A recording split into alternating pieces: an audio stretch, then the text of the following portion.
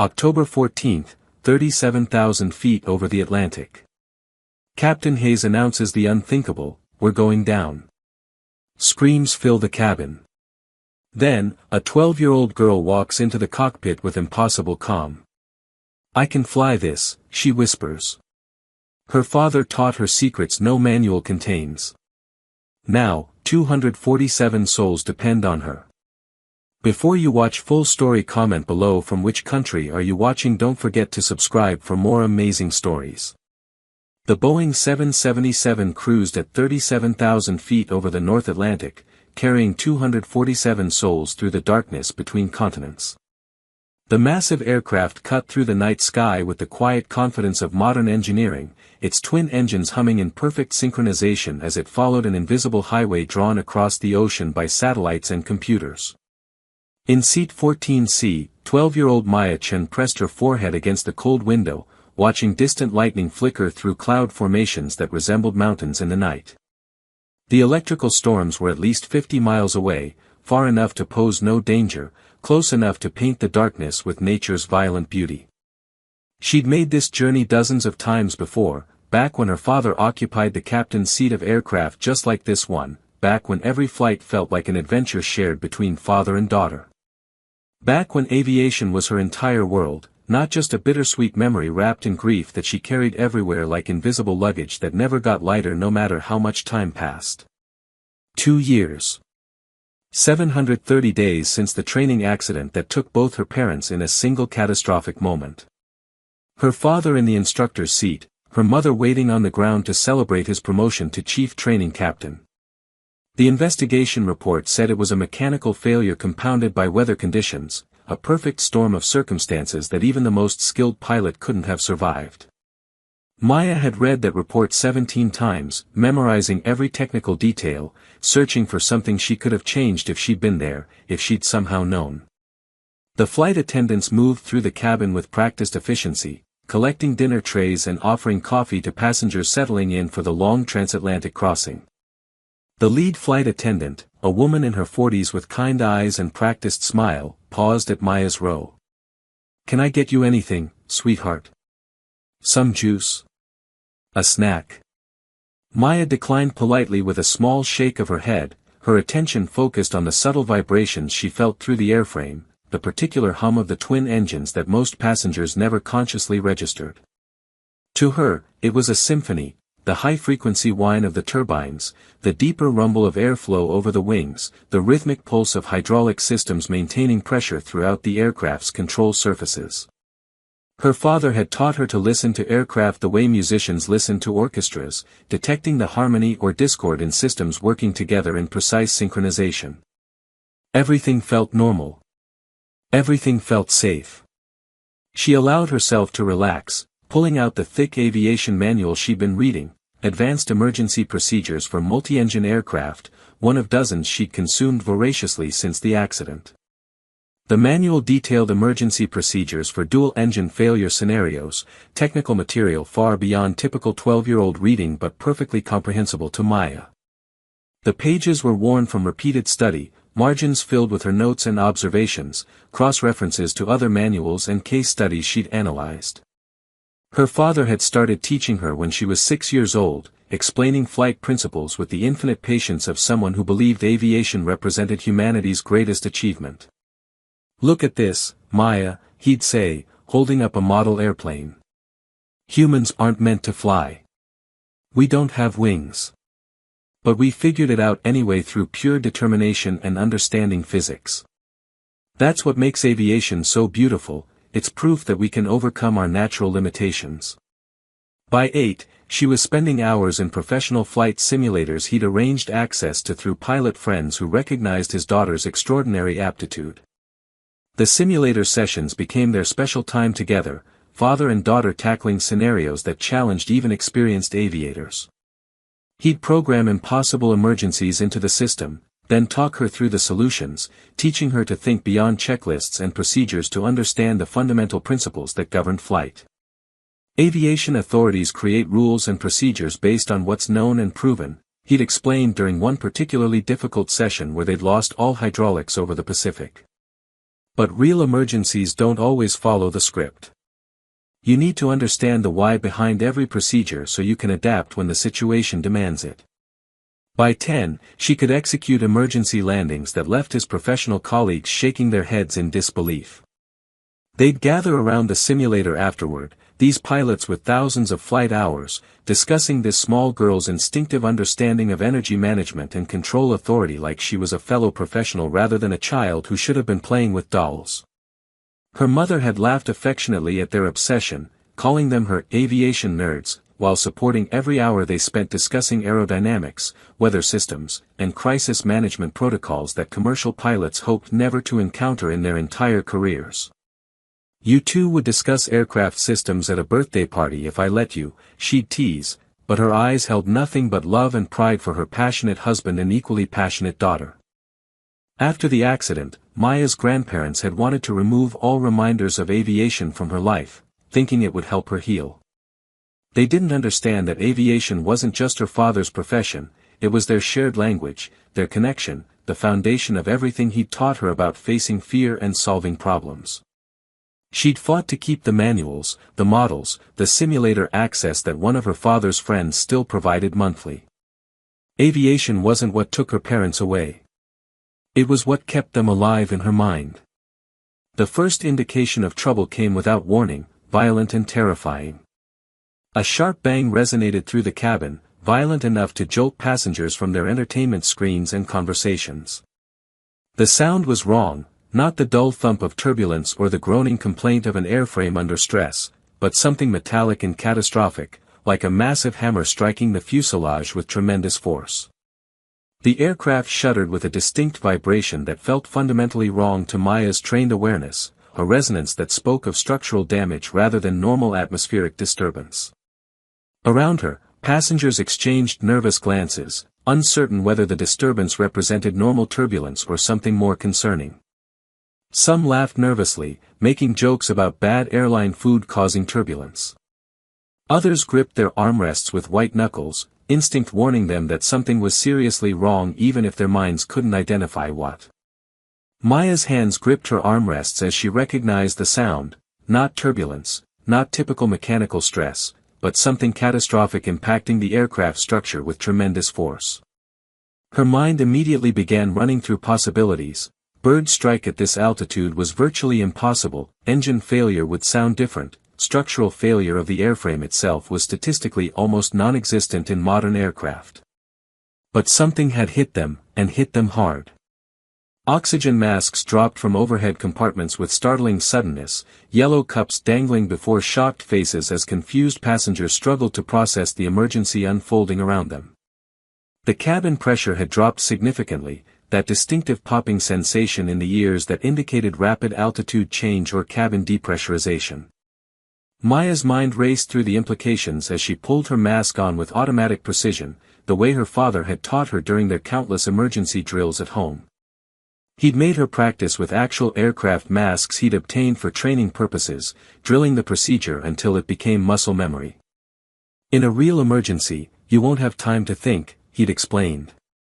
"Your hands need to know what to do automatically while your mind focuses on analysis and problem solving." Rapid decompression suggested fuselage breach or door seal failure, serious but survivable if the pilots responded correctly according to established procedures.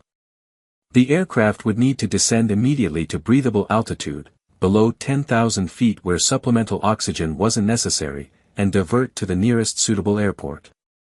Uncomfortable and frightening for passengers, but routine for professionally trained crews. She waited for the captain's voice, expecting the calm, professional announcement that would explain the situation and reassure everyone that procedures were being followed and everything was under control. That announcement was part of crew resource management training, keeping passengers informed reduced panic and helped them comply with emergency instructions. The aircraft began descending rapidly, engines throttling back as pilots initiated emergency descent to reach breathable altitude below 10,000 feet. Standard procedure for decompression events. Maya felt the familiar pressure change in her ears, the sensation of rapid altitude change that would be uncomfortable for most passengers but reassuring to anyone who understood it meant the crew was responding correctly to the emergency. She watched other passengers fumbling with masks, trying to calm crying children while flight attendants moved through the cabin with urgent efficiency and forced composure. Their training was evident in every movement, helping passengers secure masks, checking seatbelts, preparing the cabin for potential emergency landing. This was manageable. Frightening for untrained passengers but well within crew capabilities. Maya forced herself to breathe steadily through her mask, fighting the anxiety that wanted to overwhelm her rational thinking with primal fear. Fear was natural, her father had taught her, but it needed to be acknowledged and controlled rather than allowed to dictate actions. Feel the fear, he'd said. Recognize it. Thank it for trying to keep you safe. Then put it aside and focus on solving the problem. Then the second catastrophic failure occurred. The port engine exploded with tremendous force, a massive concussion that threw debris against the fuselage with metallic screams that sounded like the aircraft itself was dying. The explosion wasn't just loud, it was a physical force that rippled through the airframe, a violence that passengers felt in their bones and knew instinctively was beyond any normal operational parameters. Maya's window was on the starboard side, but she could see the reflection in the dark glass, a flash of orange flame, a spray of debris, the sudden darkness where engine lights should have been. The explosion was followed by eerie silence as the portside engine died completely, its contribution to thrust vanishing instantly. The aircraft yawed violently to the left, the asymmetric thrust causing immediate directional instability that threw passengers against their restraints with brutal force. Maya felt her stomach drop as the plane's attitude changed dramatically, nose pitching down at an angle that triggered every alarm her extensive training had embedded in her consciousness. This wasn't emergency descent procedure. This was loss of control, the beginning of a departure from stable flight that could cascade into something unsurvivable if not corrected immediately. She looked out her window with growing horror and saw the starboard engine, her side, trailing smoke from what appeared to be debris impact damage. Pieces of the port engine had likely struck the starboard engine during the explosion, a nightmare scenario where one engine failure causes damage to the remaining engine. The starboard engine was still running but clearly compromised, its exhaust stream dark with smoke, its sound pattern irregular and strained even through the cabin insulation. That wasn't just engine failure. That was catastrophic uncontained disintegration, where the engine literally tears itself apart and sends turbine blade fragments through the surrounding structure like shrapnel through tissue. Her father had made her study every major engine failure in aviation history. She knew that uncontained failures were rare but devastating, often causing damage far beyond the engine itself. Hydraulic lines ran near the engines. Fuel lines. Control cables. A single piece of turbine blade moving at supersonic velocity could sever systems throughout the wing structure. The starboard engine's sound changed again, becoming more irregular, more violent, the sound of machinery tearing itself apart under stresses it was never designed to withstand. Maya's engineering knowledge, cultivated through hundreds of hours studying aircraft systems, painted a clear picture: debris ingestion, internal damage, cascading failure imminent. She closed her eyes and ran through the implications with cold analytical precision. Dual engine failure over the Atlantic Ocean, hundreds of miles from any suitable diversion airport. Likely hydraulic damage from the explosion. Possible fuel system damage. Flight control degradation. Multiple systems cascading into failure as the initial catastrophe triggered secondary disasters throughout the aircraft's interconnected systems.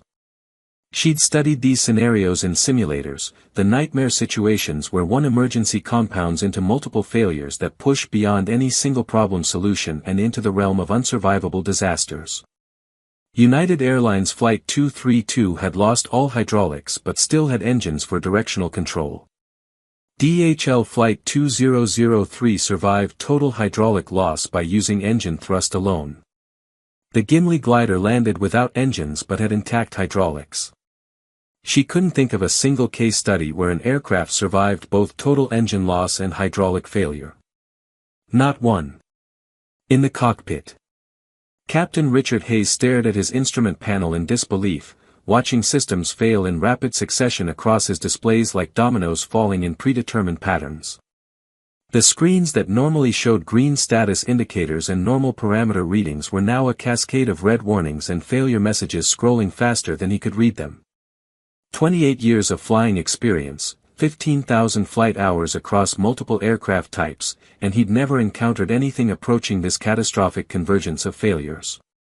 He'd trained for individual emergencies, engine failures, hydraulic failures, electrical problems, but never this nightmare combination where everything failed simultaneously in ways that eliminated every recovery option in his extensive playbook. The port engine was gone, completely destroyed by what appeared to be uncontained failure that sent turbine fragments through critical systems like shrapnel through tissue. His engine instruments for the port side showed nothing, not even error messages, just blank screens that indicated total loss of all engine systems and sensors. The starboard engine was dying before his eyes, temperature readings climbing into the red zone, vibration monitors showing destructive levels that indicated imminent catastrophic failure from debris ingestion and internal damage. He had maybe 2 minutes of thrust from that engine, maybe less, before it tore itself apart or automatically shut down to prevent fire. Hydraulic pressure dropping across all 3 independent systems, co-pilot Emma Vasquez reported, her voice steady despite the terror she felt watching their options evaporate one by one. Her hands moved across the overhead panel with practiced efficiency, attempting to restore pressure through backup pumps and alternative pressure sources, but every action yielded the same result, continued pressure loss across all systems. All 3 systems. Hayes couldn't keep the disbelief from his voice. The Boeing 777 was designed with 3 completely independent hydraulic systems precisely to prevent total hydraulic failure. Each system had separate pumps, separate reservoirs, separate routing through the airframe. The statistical probability of losing all 3 simultaneously was so remote that emergency procedures barely addressed it beyond land as soon as possible. Confirmed, Vasquez replied grimly. Primary, secondary, and standby hydraulic systems all showing 0 pressure. We're on direct mechanical linkage only. Hayes felt ice form in his stomach. Direct mechanical linkage, the backup cable system that connected the control yoke to flight surfaces, provided minimal control authority, barely enough to prevent complete loss of stability, certainly insufficient for landing or even controlled flight for more than a few minutes. Commercial aircraft weren't designed to fly without hydraulics. The forces required to move flight surfaces at high speed were too great for human strength alone. The starboard engine's failure warning sounded, a harsh alarm that confirmed what he already knew. They were now an engineless glider with minimal control, descending toward the Atlantic Ocean at a rate that mathematics said would end in unsurvivable impact in approximately 8 minutes. Hayes keyed the radio, contacting air traffic control with information he never imagined delivering in his entire career. His hand trembled slightly on the microphone, and he forced steel into his voice through sheer professional willpower. Mayday, Mayday, Mayday. Atlas 616, multiple catastrophic failures. Total hydraulic loss across all systems, dual engine failure imminent. Declaring emergency. He paused, watching the Atlantic Ocean appear through breaks in cloud cover far below, calculating their descent rate against remaining altitude with the cold mathematics of physics that didn't care about hope or prayers or the 247 people depending on him to find a solution that didn't exist. The numbers were unforgiving, brutal in their clarity. Without engine power, without hydraulic systems, with minimal control authority from mechanical linkage alone, they were falling from the sky in a barely controlled descent that would end in impact with the ocean's surface in approximately 8 minutes. The air traffic controller's voice came back immediately, professional but unable to completely mask his concern. Atlas 616, roger your mayday. We're activating all emergency response protocols. Nearest diversion is Shannon, Ireland, 230 nautical miles northeast. Can you make Shannon? Hayes looked at his instruments, did the mental calculation that any pilot could perform instantly. 230 miles at their current ground speed would require approximately 25 minutes of controlled flight. They had maybe 8 minutes before impact, probably less. Negative, Shannon. We cannot make any diversion. We are going down. Ocean ditching imminent. His voice cracked slightly on the last word, the professional veneer fracturing under the weight of what he was saying and its terrible implications. Vasquez was working through emergency checklists with fierce concentration, her fingers flying across her electronic displays, pulling up every relevant procedure and backup system activation sequence. But each action yielded the same result: failure messages, error codes, systems that refused to respond because the fundamental infrastructure required to operate them no longer existed.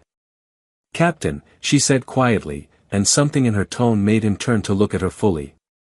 Her face was pale but composed, accepting. "There's nothing left to try. Every backup system requires hydraulic pressure or engine power that we don't have.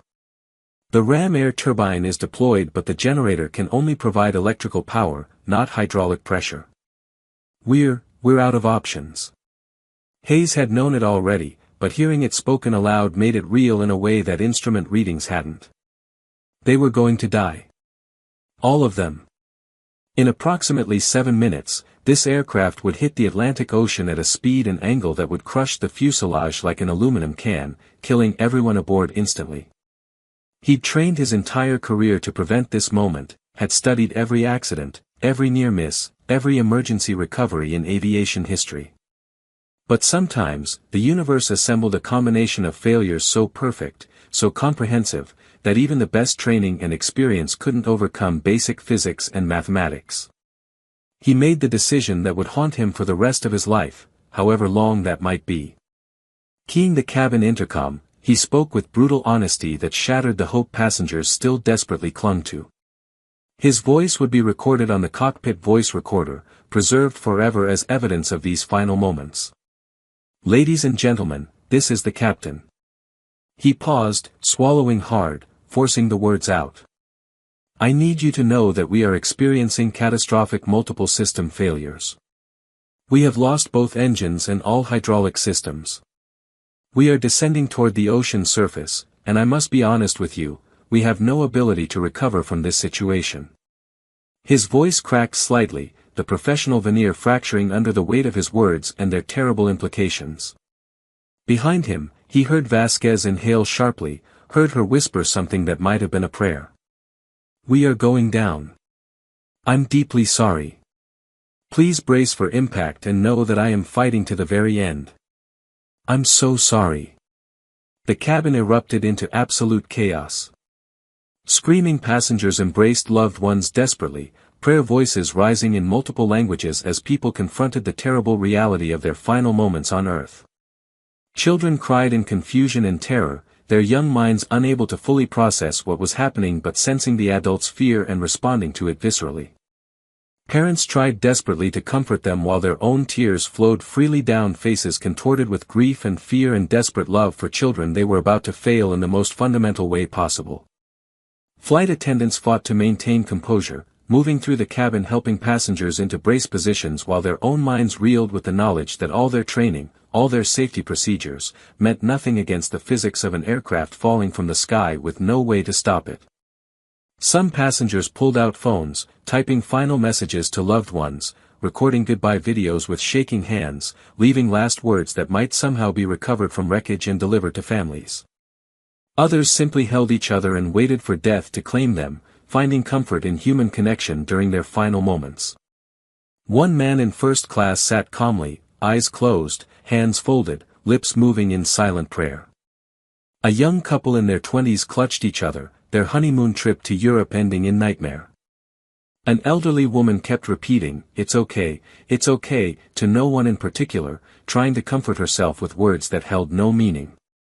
Maya heard the captain's words through her oxygen mask, felt the panic exploding around her like a physical force threatening to overwhelm her reason. The woman next to her was sobbing uncontrollably, clutching a photo of her children. Behind her, a man was vomiting from pure terror. Across the aisle, a teenager was screaming for his mother. But instead of surrendering to terror like everyone around her, Maya's mind shifted into the analytical mode her father had cultivated through years of emergency training and crisis simulation. It was like a switch flipping in her consciousness. Emotion didn't disappear, but it separated from her analytical processes, allowing her to think clearly despite the fear. The captain had said they lost both engines and all hydraulics. Catastrophic, certainly, but not necessarily unsurvivable if approached from unconventional angles that standard training didn't cover. Her mind raced through her encyclopedic knowledge of aviation disasters and miraculous recoveries, through every case study her father had made her analyze. United Flight 232 in Sioux City had survived total hydraulic failure by using differential engine thrust for directional control, but they'd had engines.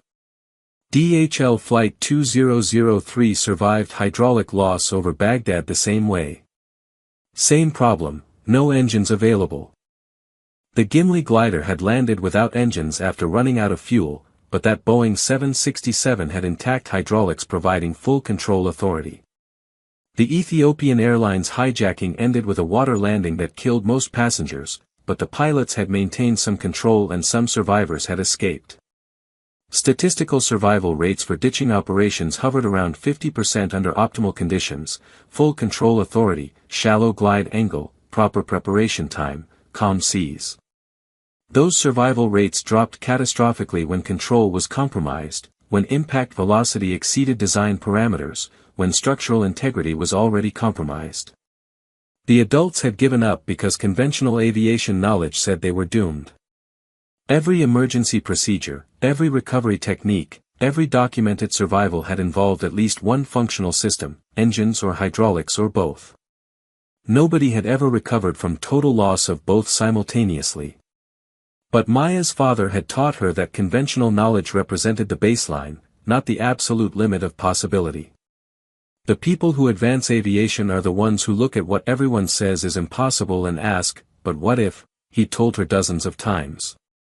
Every breakthrough in safety came from someone refusing to accept that a certain failure mode was simply unsurvivable. An image flashed in her mind, one of their last simulator sessions, just weeks before the accident. He'd programmed an impossible scenario, dual-engine failure with total hydraulic loss over the ocean. She'd asked him why they were practicing something that was statistically impossible and essentially unsurvivable. Because, he'd said, his eyes serious, someday, somewhere, that impossible situation is going to happen to someone. And if they've never thought through unconventional solutions, if they've only practiced by-the-book responses, they'll die without ever trying options that might work. I want you to be able to think beyond the book, beyond conventional wisdom, to see solutions where others only see certain death. She stood up. The action was so decisive and purposeful that nearby passengers paused their prayers and panicked to stare at her in confusion. A 12-year-old girl, small for her age, moving with purposeful calm through a cabin consumed by absolute terror. Her hands were steady as she removed her oxygen mask. They descended below 10,000 feet where supplemental oxygen wasn't necessary. Her eyes held determination that seemed impossible for someone so young facing certain death along with everyone around her. "Sit down, honey," the woman next to her sobbed, reaching for Maya's arm with desperate fingers. "There's nothing anyone can do. Stay with us. Pray with us. Don't die alone." Maya gently but firmly pulled away, moving toward the forward cabin with steps that never wavered despite the aircraft's increasingly unstable pitch and roll. Every few seconds the plane would shudder, dip, the nose pitching down at alarming angles as the pilots fought with controls that barely responded. Passengers watched her pass, their reactions ranging from confused concern to complete incomprehension. Some tried to grab her and pull her back to safety that didn't exist, others were too consumed by their own terror to notice a child walking purposefully through the chaos toward the cockpit.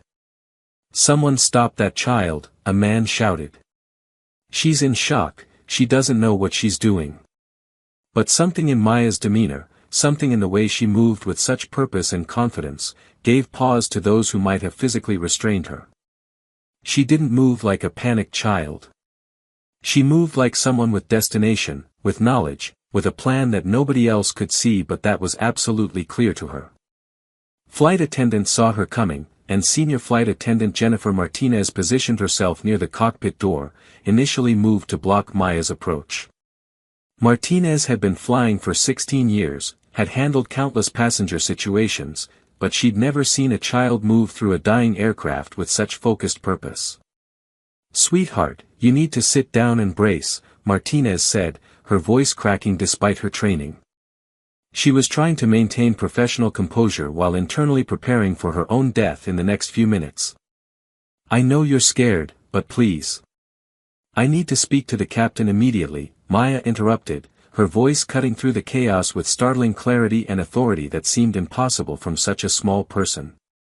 I have information that could help. Please. I know what I'm talking about. My father was Captain David Chen. I've trained for this exact scenario. Martinez felt her breath catch. David Chen.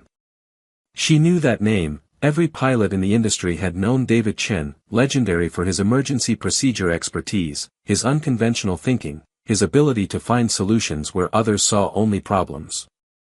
He died 2 years ago in that training accident, and the industry had lost one of its brightest minds. This was his daughter. Something in Maya's eyes, in that voice that held knowledge and confidence far beyond its years, made Martinez pause. They were all going to die anyway in less than 5 minutes. What harm could a child's words possibly do in their final moments? Maybe she needed to tell the pilots something important. Maybe her father had taught her something relevant. It didn't matter. Nothing mattered except the terrible mathematics of their descent and the ocean surface rushing up to meet them. She stepped aside, opening the cockpit door that regulations said should remain locked during flight. But regulations meant nothing when the flight itself was ending in catastrophic failure. Maya stepped into the cockpit. The flight deck was a symphony of warning lights and alarms, displays showing red failure messages, the sound of multiple alert systems competing for attention. 2 pilots fought controls that barely responded, watching altimeters unwinding toward zero with terrifying speed, trying desperately to coax stability from an aircraft that physics and aerodynamics said should already be tumbling out of control into an unrecoverable spin. They didn't notice her initially, their attention completely locked on the impossible task before them and the ocean surface rushing up to meet them. Hayes was pulling back on the yoke with both hands, his muscles straining against control forces that required hydraulic assistance.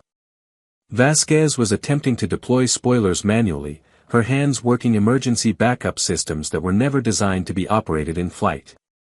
Maya took a deep breath, summoning every ounce of confidence her father had spent years building in her through endless training and encouragement.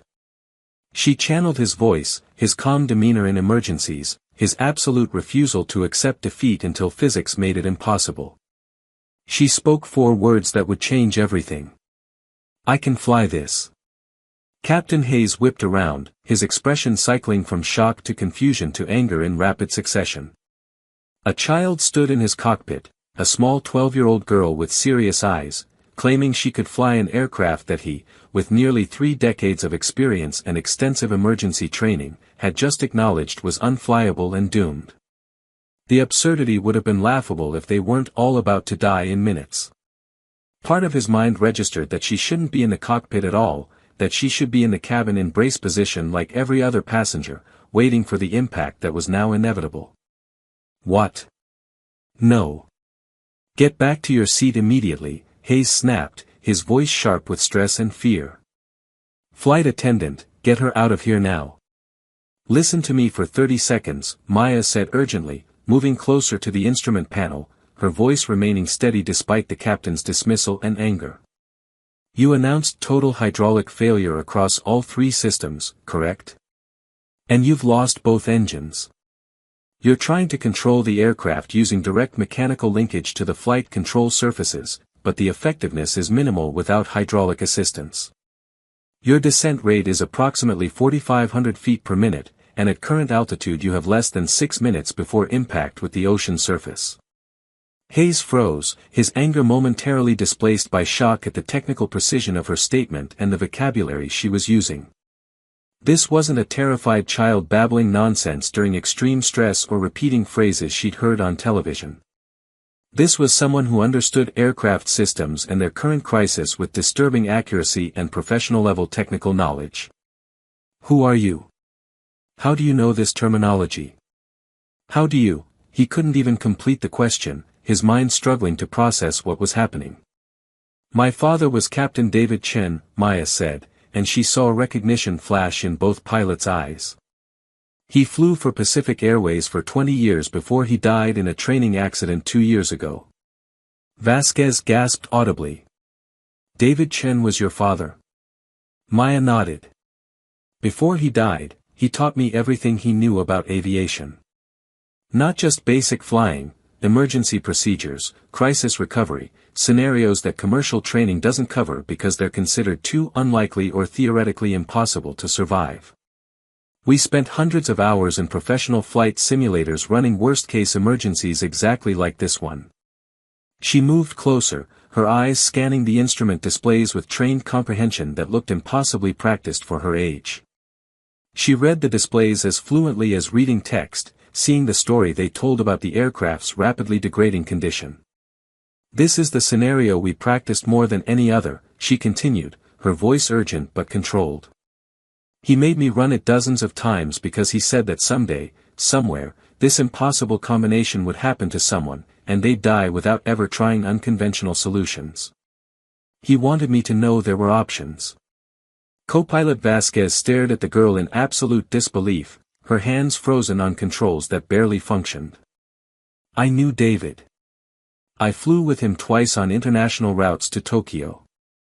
He was legendary in the pilot community for his emergency procedure knowledge, for thinking outside conventional parameters. But you're just a kid. Even if he taught you things, you can't possibly have the experience to.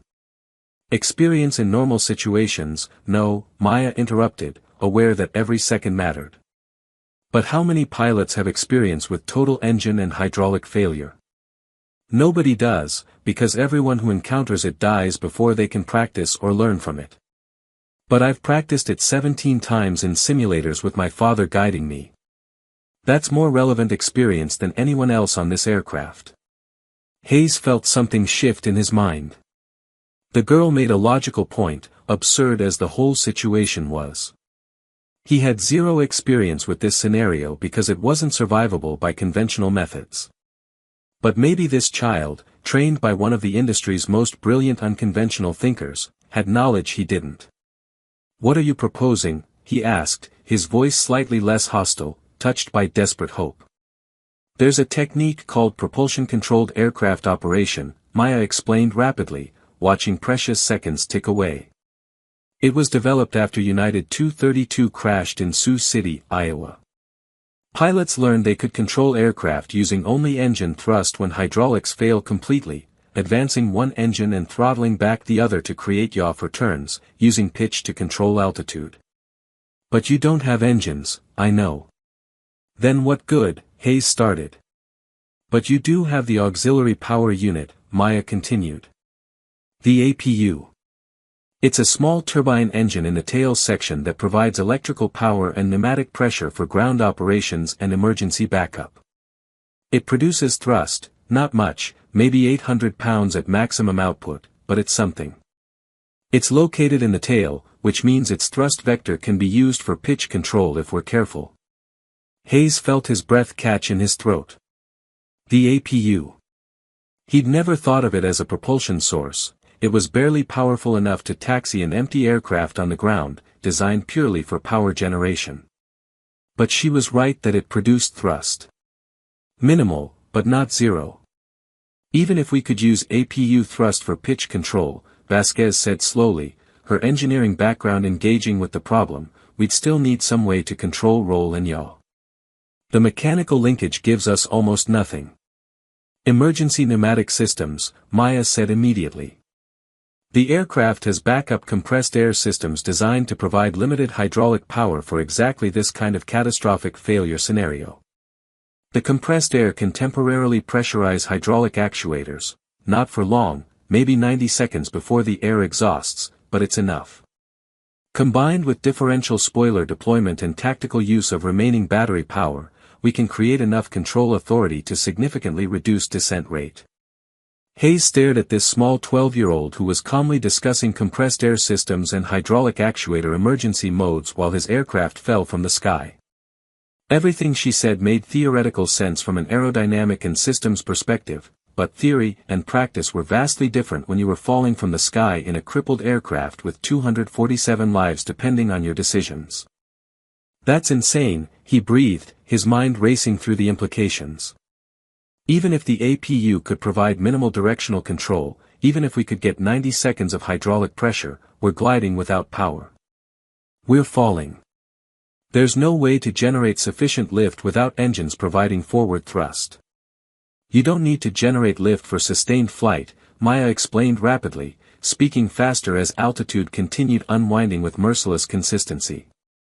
You need to control the descent rate enough to survive impact. Ocean ditching with a controlled descent rate under 500 feet per minute has survivability rates above 60% if the fuselage remains reasonably intact and you maintain level attitude. Your current descent rate of 4,500 feet per minute guarantees complete structural failure on impact and near certain death for everyone aboard. She locked eyes with Hayes. But if we can reduce that rate significantly, if we can maintain level attitude with wings level, if we can choose our impact point to parallel the wave formations instead of hitting them perpendicular, we have a legitimate chance. Not a good chance. Not a great chance. But better than zero, which is exactly what you have right now with conventional approaches. The cockpit fell silent except for the warning alarms and the sound of rushing air outside the damaged airframe. Hayes stared at this child who spoke with such confidence about scenarios he'd never even imagined attempting. Every instinct screamed that what she was suggesting was impossible, that it violated everything he'd learned in 3 decades of flying. But she was absolutely right about one critical thing: they currently had zero chance of survival.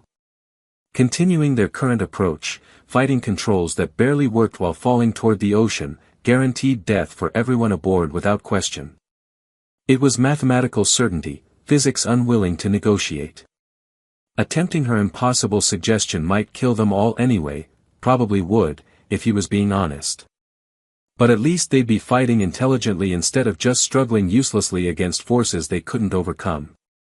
He looked at Vasquez, saw her wide eyes, saw her slowly nod. You really think this could work? Hayes asked, hating the desperate hope creeping into his voice. I've done it in simulators 17 times, Maya said with absolute confidence. Different failure scenarios, different atmospheric conditions, different aircraft loading, but the fundamental principles are identical. My father made me practice until I could land a 777 with nothing but APU thrust and emergency pneumatic systems. He said that real pilots aren't the ones who follow checklists perfectly in normal conditions.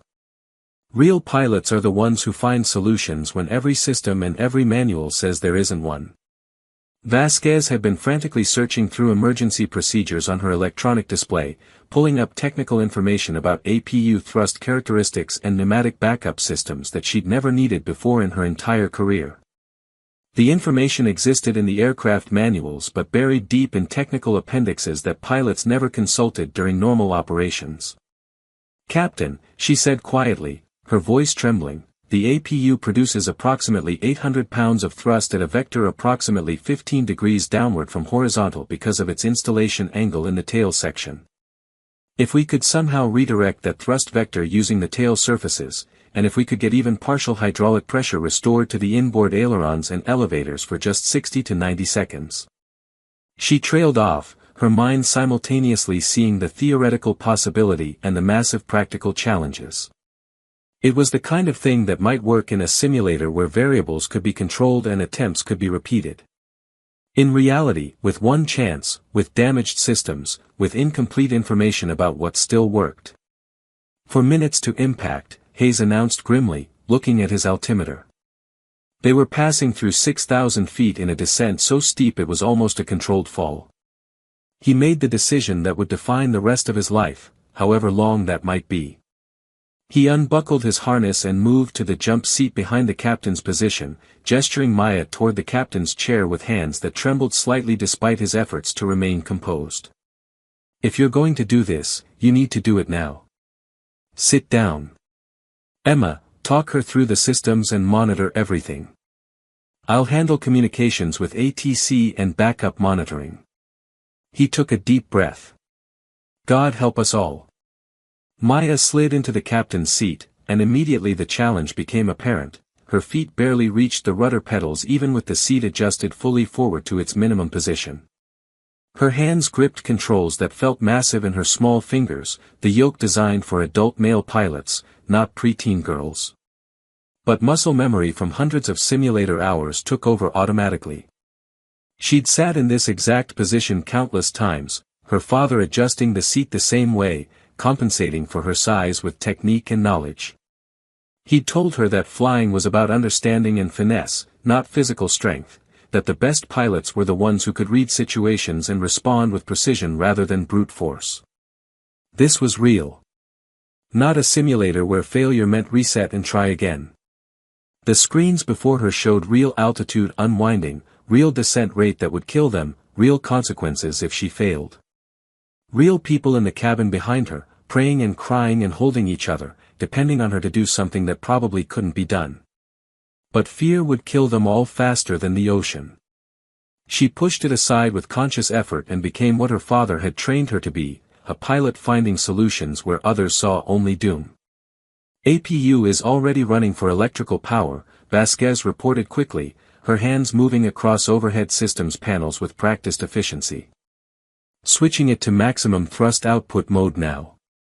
That's going to drain our battery reserves much faster, but... She didn't finish the sentence.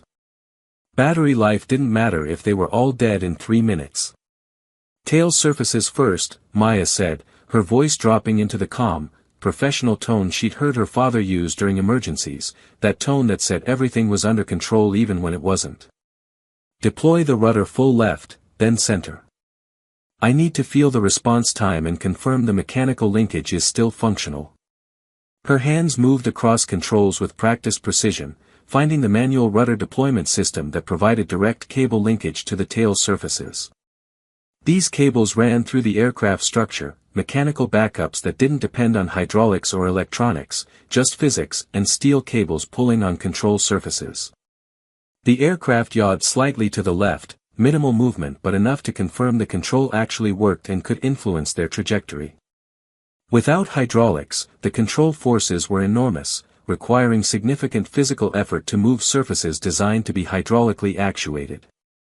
Good, Maya breathed, relief flooding through her briefly. The mechanical linkage is intact. Emma, I need you to manually activate the pneumatic emergency system. There's a switch on the overhead panel, red cover, labeled Emergency Pneumatic Backup. When I give the word, flip it. That'll give us approximately 90 seconds of hydraulic pressure before the compressed air system exhausts completely. We need to use those 90 seconds at exactly the right moment for maximum effect. She was speaking like a seasoned captain giving orders to her co-pilot, and Vasquez found herself responding automatically to that tone of authority despite its source being a child young enough to be her daughter. Hayes was on the radio, speaking to air traffic control with words that would be forever preserved in aviation history recordings. His voice was steady now, accepting, focused entirely on documenting what was happening for the investigation that would follow. Atlas 616, we are attempting an unconventional recovery procedure guided by a passenger with advanced aviation knowledge and emergency training. If this works, we'll need all available rescue assets positioned at our ditching coordinates immediately. If it doesn't work. He paused, emotion threatening to overwhelm his professional composure. Tell our families we fought to the very end and didn't surrender. The air traffic controller's voice came back, thick with emotion. Atlas 616, all rescue assets are being positioned.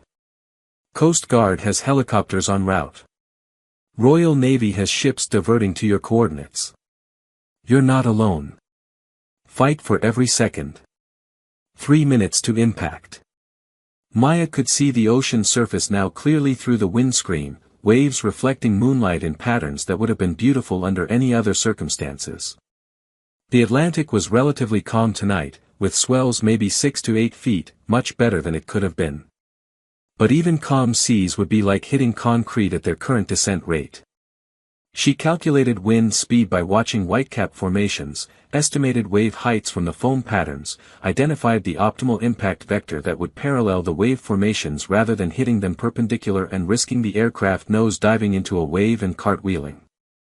All the countless hours of study, all her father's lessons about weather and water landings and ocean conditions, coalescing into practical knowledge at the exact moment of truth. He'd made her study ditching videos, made her analyze every water landing in aviation history, made her understand the physics of impact with water surfaces. Deploying spoilers asymmetrically, she announced, her hands moving with practiced precision despite their slight trembling.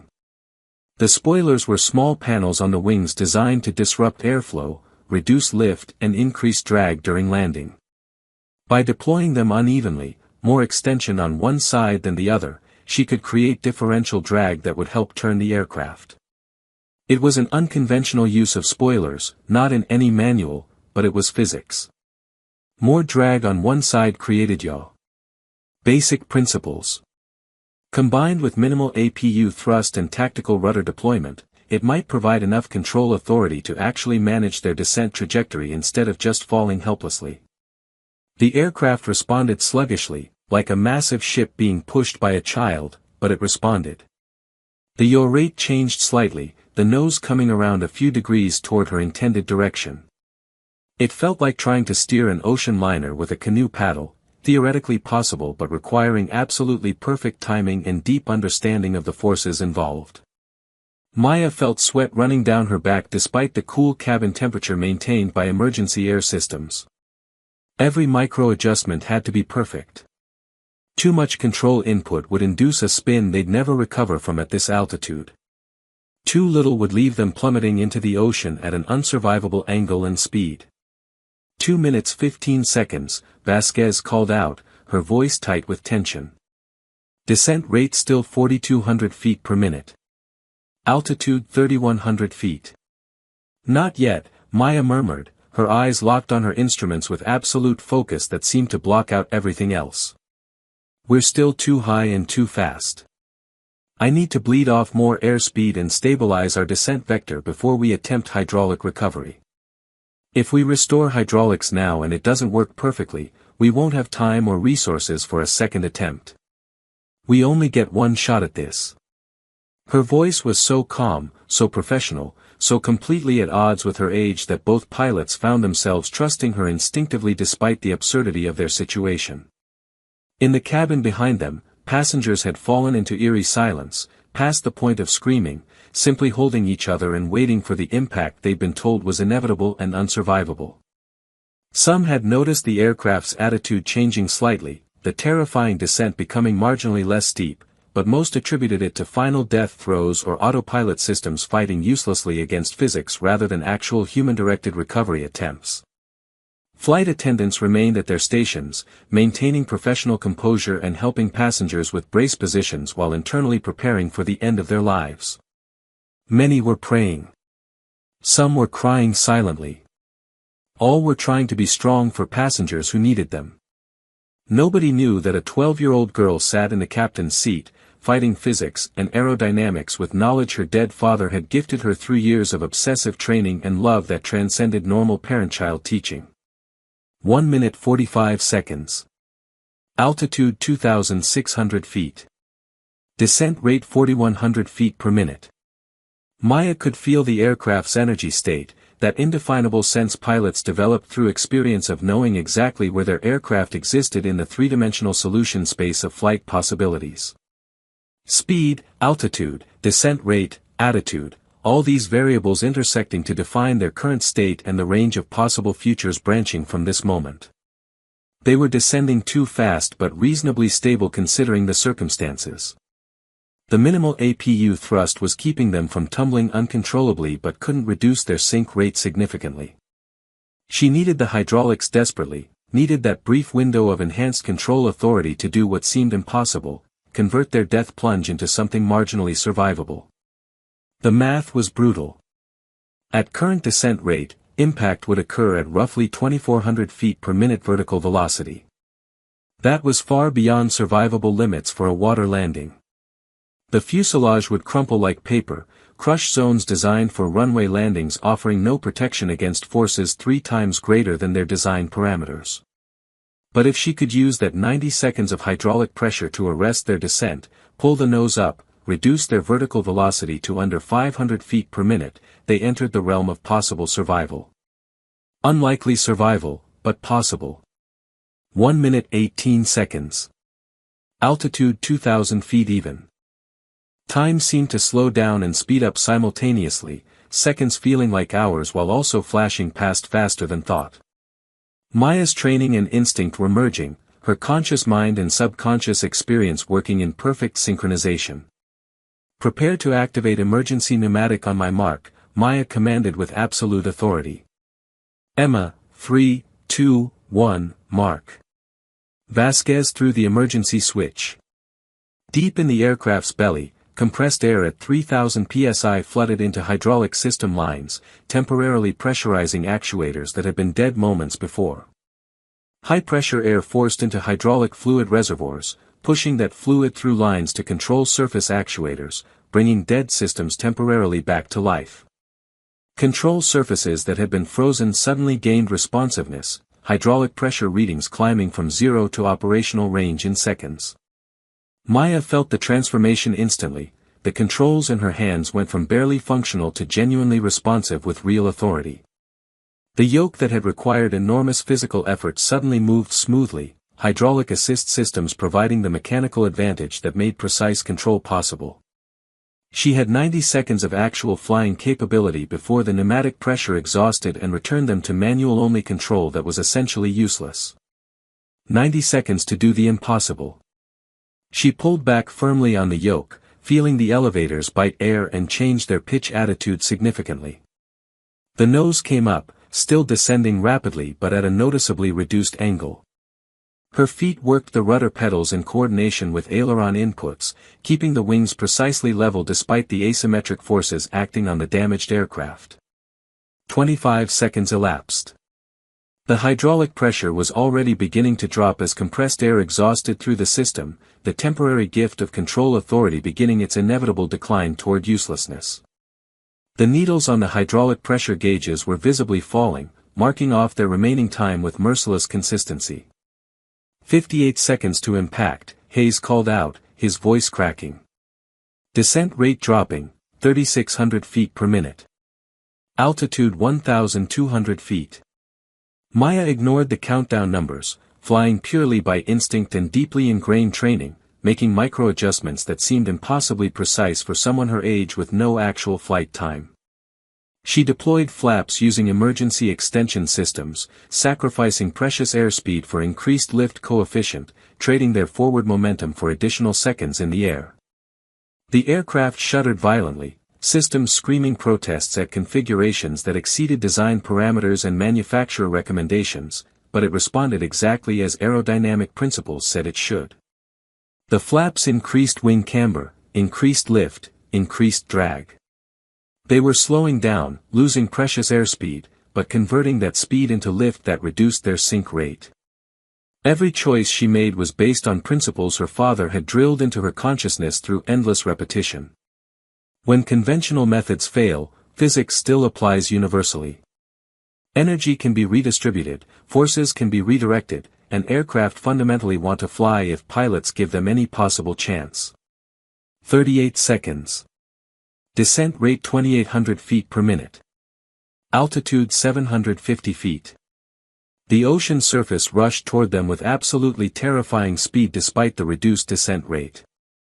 Maya could see individual waves now, could calculate their impact point with awful precision based on their current trajectory. The waves were running northwest to southeast, driven by prevailing winds. She was angling their approach to parallel those waves, hitting them lengthwise rather than across their direction of travel. The hydraulic pressure had dropped below useful levels, the brief gift of enhanced control exhausted. But she'd accomplished what she needed, their descent rate had dropped into the theoretical survivable range under perfect conditions, and their attitude was nearly level, wings horizontal, nose only slightly down. They would hit hard, harder than any designed landing, but they would hit level, and that single factor made all the difference between catastrophic disintegration and structural survival with casualties but survivors. 22 seconds. Descent rate 2,000 feet per minute. Brace for impact. Brace, brace, brace. Hayes' voice echoed through the cabin intercom, and passengers who had been frozen in terror or prayer suddenly remembered their training, remembered the flight attendants' demonstrations, tucked their heads down and braced against seats in front of them. Maya's hands remained perfectly steady on controls that barely responded anymore, making final micro-adjustments to keep the wings exactly level as the ocean surface filled her entire windscreen. The world narrowed to just the instruments and the approaching water, time dilating as adrenaline flooded her system. Her father's voice echoed in her memory from their countless training sessions, from their last simulator session just weeks before his death. When you've done everything you can, when physics takes over and control leaves your hands, trust your preparation completely and don't flinch at the last second. Fear kills more pilots than crashes ever do. Stay with the aircraft until the end. Fly it into the ground, or in this case, the water. Never give up control until physics takes it from you. She didn't flinch. Her hand stayed firmly on the controls, maintaining inputs even as they became increasingly useless, flying the aircraft with pure willpower and determination until the instant the tail struck water with tremendous force, the impact so violent it sounded like an explosion, absorbing the initial impact energy before the fuselage belly impacted with a massive crash that threw everyone forward violently against restraints. Water exploded across the windscreen in a solid wall, blinding white foam blocking all vision. The cabin pressure hull groaned under forces it was never designed to withstand, metal protesting with sounds like screams. The deceleration was brutal, forces that would have killed unrestrained passengers, but everyone was braced, everyone was secured. But the level attitude held perfectly. The wings stayed attached despite stresses that exceeded design parameters. The fuselage remained intact despite the tremendous impact forces that would have destroyed them at higher speeds or wrong angles. They were sliding across the water surface now, momentum carrying them forward in a long glide across wave tops, gradually bleeding off speed through friction and hydrodynamic drag. They were down. They were in the water. Against all odds and physics and conventional wisdom, they were alive. The aircraft settled into the water, floating despite the damage, the fuselage hull providing enough buoyancy to keep them on the surface. But that wouldn't last long. Stress fractures were already allowing seawater to flood into the cabin through multiple breach points. Emergency exit doors blew open automatically, slide rafts deploying with compressed air hisses that sounded impossibly loud after the crash silence. Flight attendants sprang into action with their training taking over completely, evacuating passengers into rafts with practiced efficiency despite their shock and disbelief at being alive. Evacuate.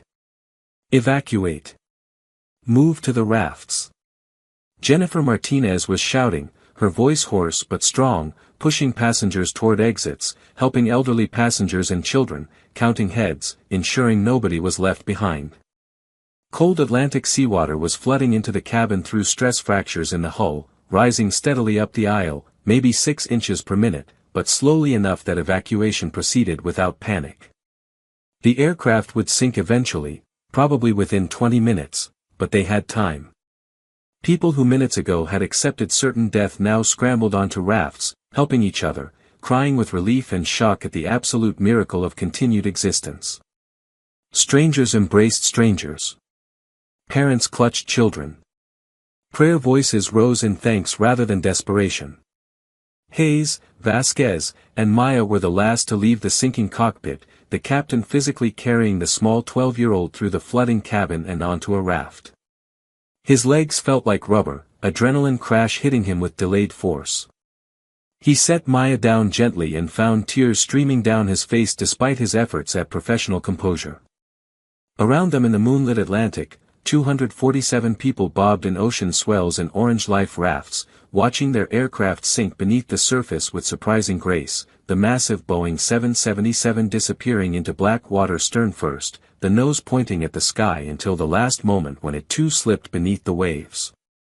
The scene illuminated by moonlight would be burned into their memories forever, orange survival rafts floating on an empty ocean, passengers huddled together crying and praying, and rescue helicopters already visible on the horizon, their searchlights sweeping the water. Hayes pulled Maya close and found he couldn't stop the tears. "How did you do that? That was impossible. That shouldn't have worked." Nobody could have done what you just did. Maya looked at him with eyes that had seen too much for 12 years, eyes that held knowledge of loss and purpose and the weight of 247 lives saved through pure determination and unconventional thinking. My dad always said that impossible just means nobody's figured out how to make it possible yet, she said quietly. He taught me to look for solutions where everyone else only sees problems. He taught me that giving up is the only real failure, that as long as you're trying something, even if it's unconventional or seemingly crazy, you're still fighting. Vasquez wrapped emergency blankets around both of them, her own tears flowing freely. Your father would be so proud of you. David Chen gave aviation so much during his life, but his greatest gift was preparing you for this moment. You saved us all. The rescue helicopters arrived 28 minutes later, finding all 247 passengers and crew alive, floating in organized rafts, relatively calm despite their ordeal. The Coast Guard personnel couldn't believe what they were seeing, a successful Atlantic Ocean ditching with 0 casualties, accomplished through techniques that didn't exist in any manual by a 12-year-old girl who shouldn't have been able to reach the rudder pedals. The story would dominate aviation news for months, the miracle of Atlas Flight 616, the 12-year-old who saved a plane using her father's unconventional training, the impossible survival that redefined what the industry thought was possible. The incident would lead to changes in emergency training, new procedures for handling compound failures, renewed respect for unconventional thinking in crisis situations. But in that moment, Maya simply closed her eyes and whispered to her father across whatever divide separated the living from the dead. I did it, Dad. Just like we practiced. I hope I made you proud. And somewhere beyond, a father watched his daughter achieve what he'd spent years preparing her for, facing the impossible with courage, intelligence, and determination that transformed certain doom into miraculous survival. The ocean was calm. The stars were bright. And 247 people lived to see another day because one small girl refused to accept that impossible meant impossible. She'd proven that sometimes, impossible just means nobody else has figured it out yet.